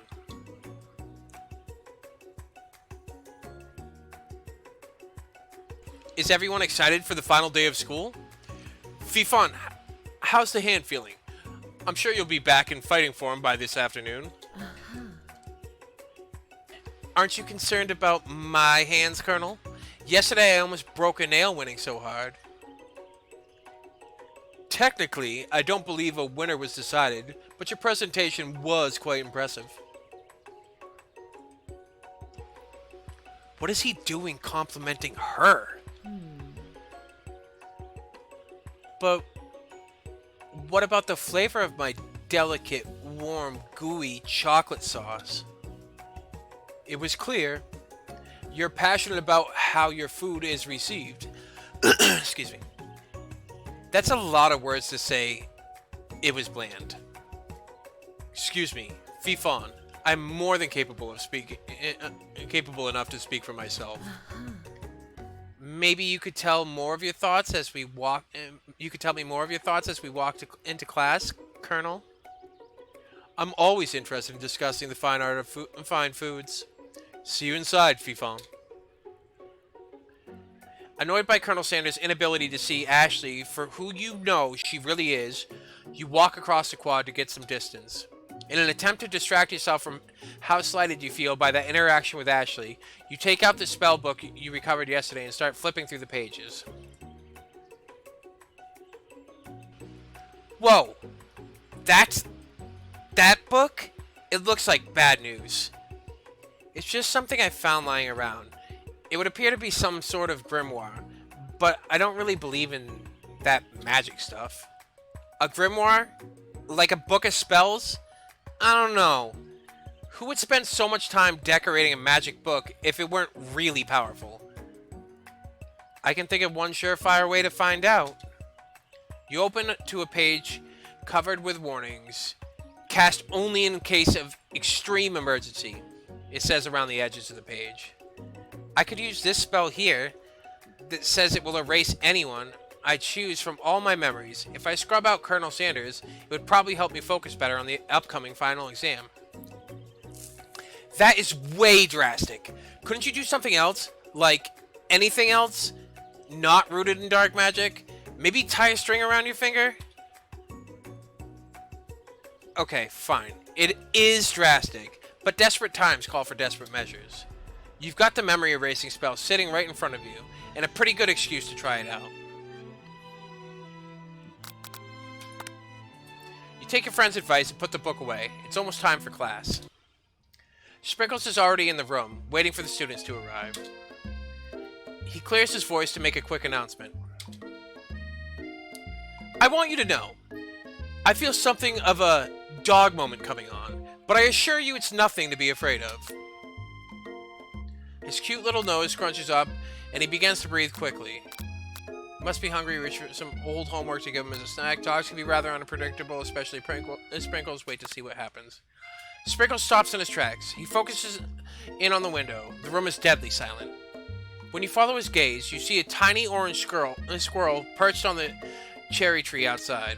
Sprinkles turns feral and runs to the window of the classroom. He begins barking uncontrollably at the squirrel outside. Terrence! I told you never to come back here. Terrence! I will destroy you! Terrence! Sprinkles is barking ferociously, drool flying off his face. The squirrel looks over, but he doesn't say anything back. You wonder, is that even a talking squirrel? Who named him Terrence? You'd better not show your chubby cheeks around here ever again. After Sprinkles is satisfied that his presence has been felt by not only Terrence, but any other squirrel in hearing distance, he returns to his professional tone. I apologize for the outburst. This actually brings an important point. Thank you, Fifon, for reminding me to dole out this indispensable bit of wisdom. You see, but before he could go any further, Miriam's love drama spills over into the class. Sprinkles is interrupted by a sad whimpering coming from the back of the room.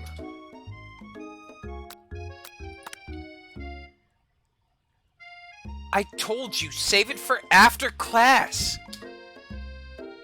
But I miss you. We went on one date, Pop. And how can you miss me when I'm right here? Pop's voice quivers as he pleads his case to Miriam. Every time I blink, you go away again. That's a really cute thing to say. Miriam, what happened between you and Pop? I got her in trouble and now she's mad at me. I didn't just get in trouble. I got yelled at by Pop's mother, who blames me for getting him banned from every museum we set foot in. Oh, so that's what you meant by Shush House. Pop, we went on one date. We're over. And it meant so much to me that I made this for you. Too hurt to go on arguing, Pop leaves his creation behind and runs out of the room. Nothing like a loud public breakup to cast a pall over the final day of school. Well, that was unfortunate. But we mustn't be distracted from what lies ahead. The final competition showdown challenge exam. I'm still working on the title, but I think you get it. Test time approaches. See you all in the arena. But before you can think about the upcoming competition, there's a very beautiful soul nearby in need of a pep talk. Hey, Miriam. Are you okay? Okay? I'm so mad I could smash a tiny mug, spilling several droplets of hot cocoa all over the floor. How could he embarrass me in class like that? In front of everyone? Her tiny cocoa is a delicious treasure, so you know that this breakup is no joke, even if the source of her frustration is such a silly boy. I know that you know this, but I'm going to say it out loud. You don't need anyone.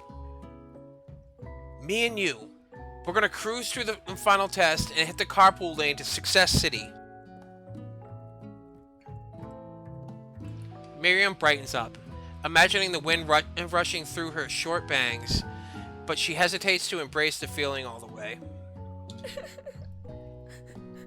You're not going to saddle up on Colonel Sanders' stallion and ride off into the sunset without me. Of course not. Well, maybe. Sorta. But I'm sure there's a pony out there with your name on it, and a ranch big enough for both of us, and whoever else we would want to bring along.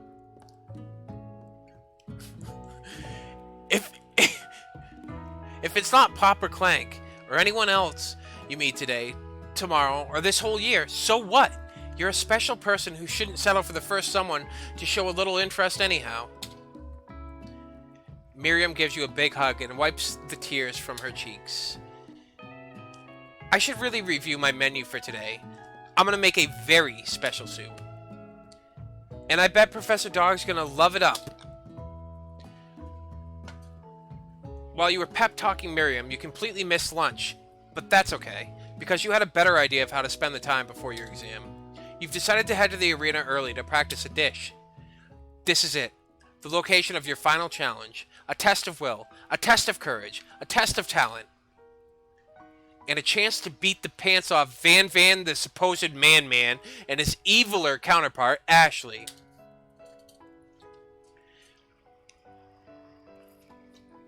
As planned, you began to run through a quick test of a recipe you've been working on. Fifon's famous chicken pot pie. After practicing for months, making this dish comes second nature to you, and you're able to quickly get a fresh pot pie in the oven. But as soon as you do, your cram session is interrupted by Colonel Sanders. Fifon, what are you doing here? There's still time before the final exam. Oh, just taking it all in. I'm big into visualizing success. I'm looking at my station and picturing victory. The pot pie has begun to bake, and the smell is slowly filling the space around you. Visualizing, huh? That's too bad. I was hoping you were here cooking something delicious. You'd usually happily share your food with anyone who is hungry, but the last time you let Colonel Sanders get in your head, it cost you a cook-off. You decide that it's time to put your cooking above your romantic desires, but that decision gets hard to stick with when the oven timer goes off behind you. Ignore it like there was no sound at all. We're gonna fess up about our practice dish. Okay, you got me. I'm doing a little bit more than visualizing. I know. My nose can smell a pot pie from 400 yards. That's an oddly specific distance, but you'd expect nothing less from such an oddly specific man. You knew it was a pot pie just from the smell? Not just a pot pie, but a chicken pot pie, with an all-butter crust. And my nose is telling me something else. Oh no. Is it burning? Haha, no! I can smell that it was made with a heaping helping of TLC. But it'll probably start burning any second if you don't pull it out. The moment of truth. Wow. It's the best pot pie I've ever tasted. I've always loved country cooking, and I could eat this all day. There's no time left. The final showdown is about to begin. Sprinkles lays down the ground rules.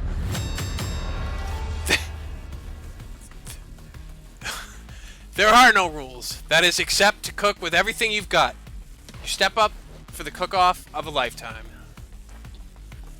You decide that mac and cheese plus the pot pie you've been practicing are just the dishes that'll push you over the edge to victory. Meanwhile, both Van and Ashley are prepping wildly elaborate dishes per their usual over-the-top selves. Miriam has her giant magnifying glass and several sets of tweezers. She's definitely prepared to go big going small.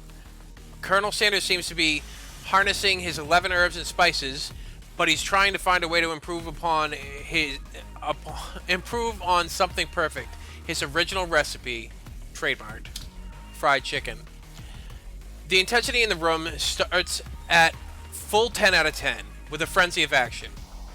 Everyone is calling out cool special cooking moves as they prepare their food.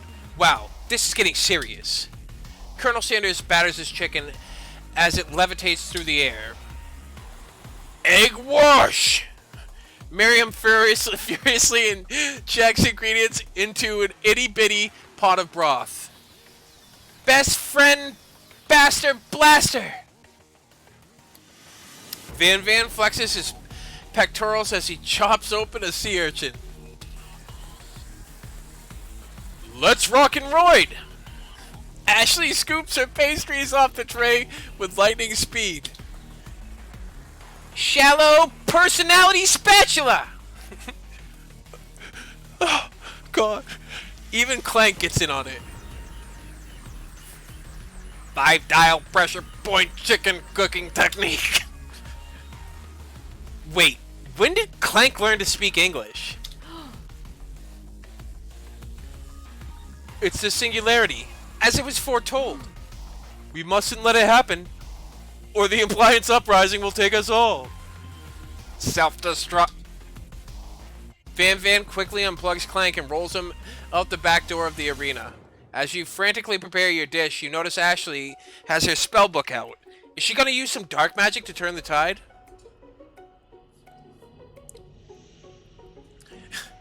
You've got a book of your own, and you're desperate not to see her win another battle. Should you take this opportunity to fight magic with magic, even if it's almost certainly evil magic? Do it the hard way. Who needs magic when you've got passion? I'm gonna do it the hard way. Colonel Sanders sees that you've chosen to win on your own terms, and he gives you a subtle wink from across the room. I believe in you, Fifon. Miriam notices too. And I've always believed in you, Fifon, since we were little kids, because I'm your best friend forever. You turn and notice Miriam is at your station cheering for you. Miriam, what about your dish? If you're here cheering, who's cooking? Tiny food, short cook time. I'm actually already done, so I thought I'd help you. Oh, that's sweet, but... Miriam tosses a handful of spices directly into your boiling noodles. It's the secret ingredient. However, she doesn't know that you lied and the ingredient was made up. And where in the world did she get I have Newt from? The boiling pot explodes, sending Miriam flying backwards. The watery noodles begin to swirl in the air, bubbling up into a dark cloud that thickens and congeals before your very eyes. It is I, Steve, the spork monster. Steve? Wait, what happened to Borko? You're not here to battle me, are you? We spork monsters are many. I think Borko had the day off. But you have conjured Steve, and I hate battle. So I'd say you're doing pretty alright. Oh, hey, you're just in the middle of a cooking competition. I love this stuff. It's better than TV. You crazy kids in your culinary schools really impress me. Mind if I hang out? I'm sorry, Steve, but I'm kind of in the middle of something. Do you mind? Steve the Spork Monster notices that you've got the grimoire stashed beneath your cooking station. I see what you're up to. Crisscross some magical items and accidentally summon me, huh? Yeah, you guessed it, sorta. If you're here, would you mind tossing me some fresh noodles in a pot of salted water? I'd love to. I've always wanted to be a top chef, actually. You know, when I was just a little spork pup back in the old country. You can feel Spork Monster oh god. winding up to tell a very long and involved story. You don't know exactly where they came from, but it seems like it was probably lonely there. Actually, you know what? Maybe you should watch from the stands. I really need to focus on this competition. I understand. It's kind of like that time in Monster School that I'd fallen asleep during the scare tactics class. And when I woke up, you toss a stare at Steve, and he takes the hint. Never mind. I'll tell you later. Good luck! Having suffered this huge setback, you don't know how you could ever win. I want to click this so bad. Summon an extra power from deep down within yourself. I can do this. I have what it takes. I came here to win. Your hair turns mac and cheese orange as culinary energy flows through your body. My heart is pure. My hands are steady. My taste buds have been preparing their entire lives for... Yes, Fifon. You are the chosen one. You will avenge me. The power you've been summoning immediately fades back out. You interrupted my inspiring monologue. Sorry. My heart is pure. My hands are steady. My taste buds have been preparing their entire lives for this moment. I will show the world my cookery. You begin to levitate off the ground. Energy courses through your body. You know that with this power you can do anything. Except turn back time, which would be super useful, because while you were powering up, your chicken pot pie overcooked in the oven and can't be served.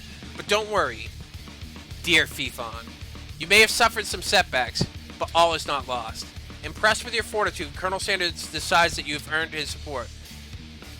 I've been watching you today, and I must say, I'm truly impressed. You've been thinking on your feet and rolling with the punches. He steps up to your station and stands right beside you. I'm here to help. All you managed to make is mac and cheese, and time is almost up, so you're going to need it. But Colonel Sanders, what about the test? What will happen to you? What about the rules? Following the rules has never been my thing. I follow my heart. What? A guy. Colonel Sanders unfolds a delicate white towel to reveal the most delicious fried chicken tenders you've ever laid your eyes on. And besides, sometimes unexpected combinations can have surprising effects that surpass their individual efforts. Are you suggesting if we combine forces, we can form the perfect food union?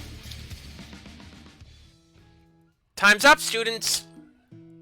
With time expired, it's the moment everyone has been waiting for. You must now prepare to present your dishes. A handful of students stand tall, but the class seems incomplete. It seems we're missing some students. Pop? Clank?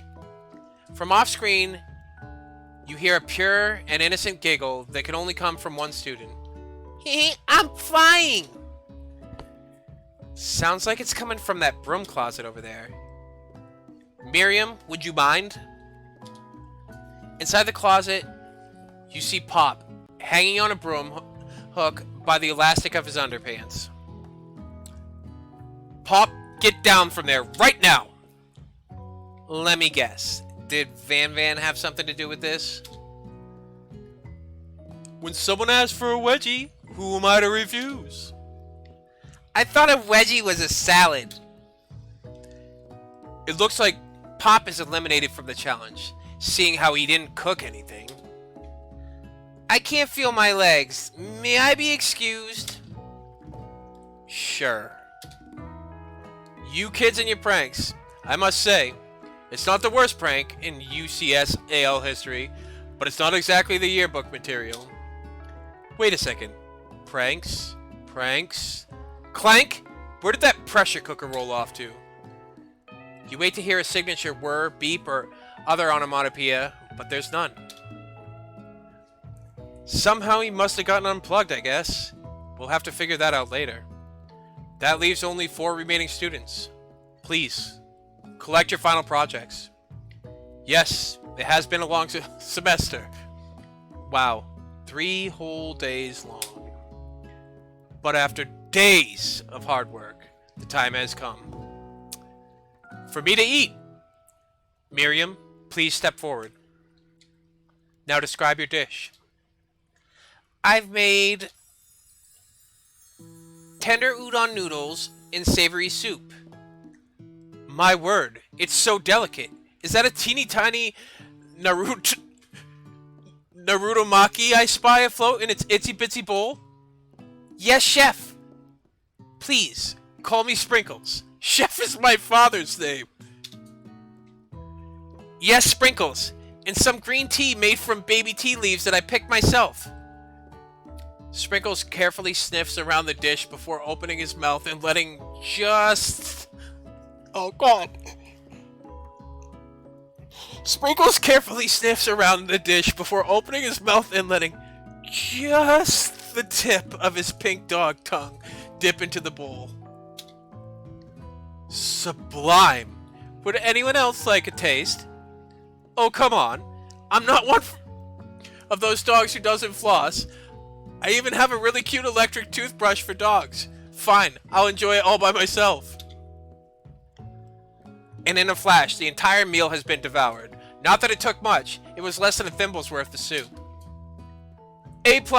Rarely do I taste a dish with as much love poured into it as yours. Miriam is overjoyed. She gives you a huge hug. Thank you, Fifon, for helping me to believe in myself. Van, you're up. Now describe your dish. I made uni over smooth egg custard in an axion urchin shell, topped off with caviar. Did you skewer one type of urchin with the spines from a second, different colored type of urchin? Yes, Sprinkles. A bit much, don't you think? That's exactly why I did it. A bit much is my brand. Doesn't it look cool?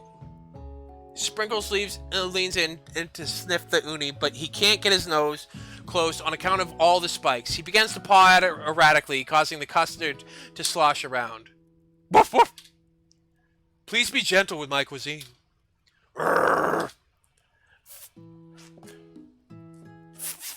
Finally, Sprinkles goes all in, tongue first, but he can't get past all the needles. He reels back as his tongue is poked and prodded.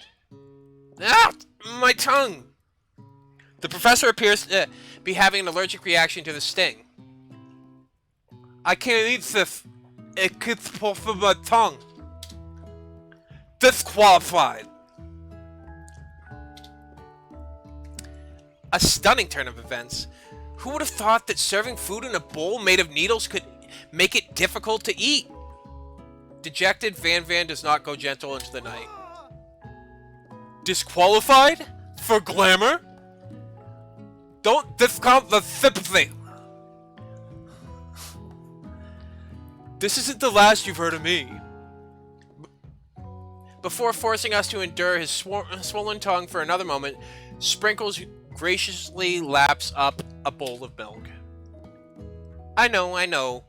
Yeah, I'm a dog, and I drink milk. Get over it. Sometimes it helps calm my agitated tongue. Next student, Ashley. It's time to step up. Now describe your dish. I made Orange Blossom Turkish Delight in a light rosewater syrup, topped with French meringue and connected by sugar glass. That actually doesn't sound too bad. Indeed, it's quite delightful. However, I'd ask that you please refrain from eating it or attempting to taste it in any way. It's very fragile and meant to be a display piece. Don't eat the food? At a cooking school? Got toast in your ears or something, Fifan? I told you it's a display piece. Ashley, I must say, it is beautiful. However, this is a cooking competition. At a cooking school. Yeah, which is why I cooked it. And did an extremely good job cooking it, too. I didn't realize that we were having an eating exam. If I wanted to be judged on eating, I'd go to the College of Eating, School for the Hungry. I suppose you could smell it if you absolutely insisted, but don't breathe too hard. You might disrupt the sugar spiral. If food cannot be eaten, it cannot be judged. You're disqualified. Rage overtakes Ashley, and she finally cannot keep her two-faced routine up. You wouldn't know high-end cuisine if it cooked you. And with that, Ashley storms off to rededicate herself to being the best, but this time without being shackled by trying to be fake nice and liked by everyone. This isn't the last you've heard of me, either. If this class gets much smaller, I'll be teaching myself. You and Colonel Sanders, the final cook, step up together. Two chefs? What began as a bowl of delicious mac and cheese has become something else. He examines it closely, sniffing and eyeing the bowl. Uh-oh, I don't have a good feeling about this. From somewhere in the room, a literal drum roll plays. Just when I thought I've seen everything in the kitchen, you give me this. This thing. And completely blow me away. In my 49 dog years of life, I've never tasted anything so delicious and perfectly balanced. It's so delicious, in fact, that everyone passes the class. You pass, and you pass, and you get a pass. Everyone gathers around and partakes of the mac and cheese bowl. They all seem to transcend this reality into another dimension. You win. Together, you and Colonel Sanders have made a new menu item. The new menu item is so impressive that even Van and Ashley are drawn back in by its magnificent fragrance. When they gaze upon your mac and cheese bowl, they admit that you are indeed an excellent chef. Sprinkles declares that you have passed. Everyone has passed. There were supposed to be more battles, but come on, how could they be better than this one? Now that the school year is complete and everyone has graduated, the students return for one last assignment to get their groove on. The cafeteria has been completely redecorated in order to serve as the site of the school's graduation dance. Compared to the massive, high-tech cooking area, the humble decor seems downright cute and cozy. DJ Dog is in the house! Ow, ow, ow! You knew that Sprinkles was a master chef, but also a world-renowned turntablist. Who says you can't teach an old dog new trick? Van and Ashley tell everyone that they've committed themselves to righting the wrongs they did while they were the villains. For a moment, you actually believe them. Not another haunting. No ghosts allowed at graduation. It's clearly written in the school's bylaws. I was never actually a ghost. It was all a trick to get you to finally notice me. Oh, amusing. And now that everyone is together... It's the sport monster. He's totally mellowed out. Everyone, the sport monster is no more. From here out, I'd prefer that everyone refer to me by my new name, Party Monster. Students try to finish what he had to say, but everyone's too wrapped up in talking to Spork. Sorry, Party Monster. Dejected student walks off. Maybe things didn't work out for Miriam romantically, but she found the love in her cooking, and you know she's gonna do great. A red carpet rolls out across the floor of the ballroom. It's like a Hollywood movie premiere. Who could command such an entrance? It's Pop. He's arrived late to the dance, but apparently for a good reason. Walking the carpet, you see perched atop his dirty chef's hat, a crown? Welcome back, Pop. I know you weren't able to complete in the final exam and accept your diploma, so we had it mailed directly to your father. We figured it was the least we could do for the school's dean. Oh, now I get it. And we get a new wing on the school. Not to mention the honor of educating the son of the chancellor of such and such. Miriam, will you be my lady king? What an incredible turn of events. An offer to join the royal family. It's like a dream come true. You'll get to be a princess, or maybe a queen. I'm not sure if he even knows, but either way, crowns and gowns, baby. I'm sorry, Pop, but I'm not interested. Not now, at least. I've got so much to do with my life. A twist on a twist. So many more 3-day universities to attend.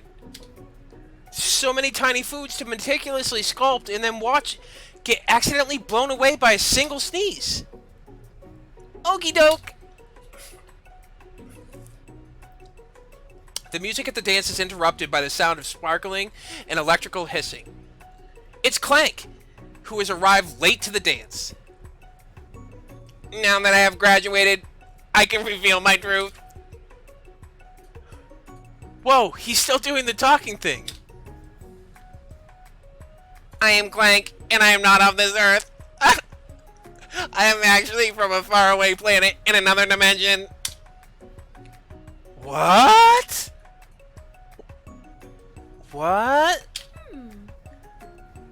I actually feel like I knew it this whole time. Now that I have learned the ways of your kind, I must return. A portal opens up and Clank disappears through it. Finally, Colonel Sanders arrives. Howdy, classmates. Just like the first day you met him, he has come prepared to feed the entire class. However, it's not enough to just give them a bucket of chicken. This time, it's a full meal. I didn't get to be the most famous chicken man in the history of Chicken and Man by not reminding people to go out and buy my chicken.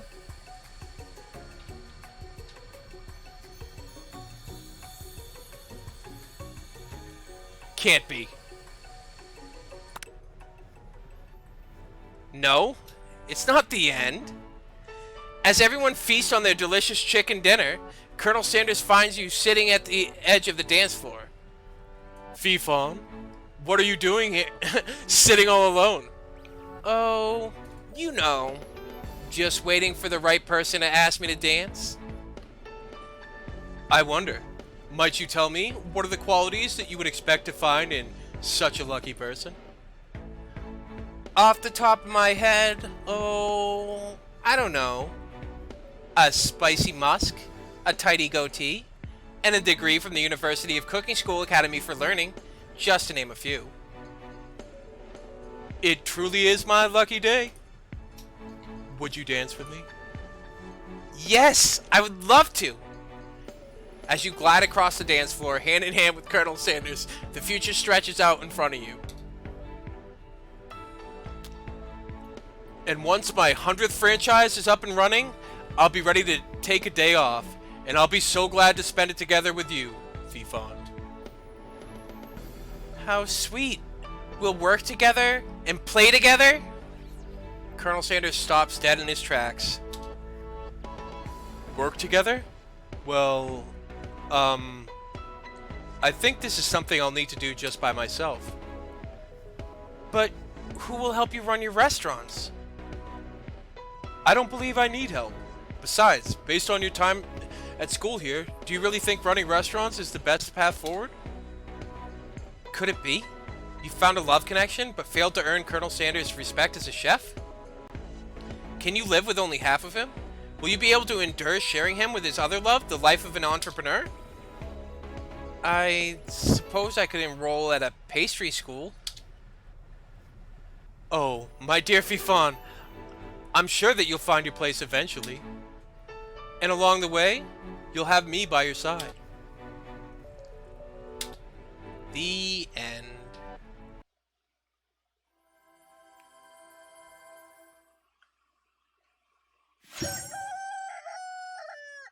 Oh yeah?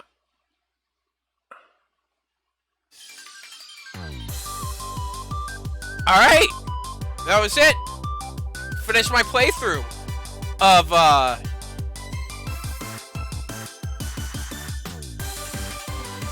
Colonel Sanders. Yeah! Is this... I don't know if this is the end credits of the opening. Get it on YouTube! Yeah, that. There you have it, guys and gals. That was great. Yeah, no, that was it. All right. On that note, I'm gonna call stream. And I'll be back tomorrow. Thanks for watching, guys. I appreciate it. Hope everybody has a great night.